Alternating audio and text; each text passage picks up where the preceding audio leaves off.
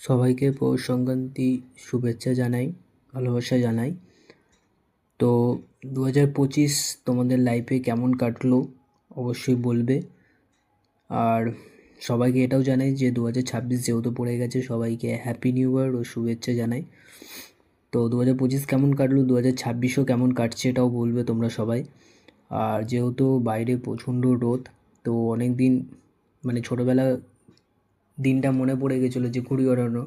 তো আজকে কাজ ফাজ ছুটি করে তো ঘুড়ি ওড়াচ্ছি, সেই একটা ফিল আসছে ছোটোবেলায়। তো যাই হোক, আজকে এনজয় করি, তোমরাও সবাই এনজয় করো। আর পিঠে ফিঠে খাও, খুব এনজয় করো, খুব ভালোভাবে কাটাও আজকের দিনটা। যেহেতু 23 তারিখ আবার সরস্বতী পুজো, অবশ্য সরস্বতী পুজোর আমি কোনো ব্লগ বানাচ্ছি না।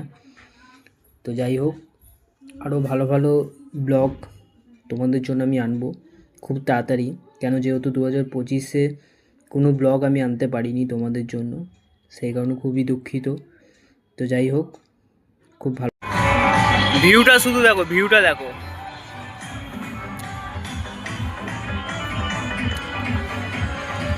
প্রচুর ঘুড়ি উঠছে, প্রচুর ঘুড়ি উঠছে আকাশে।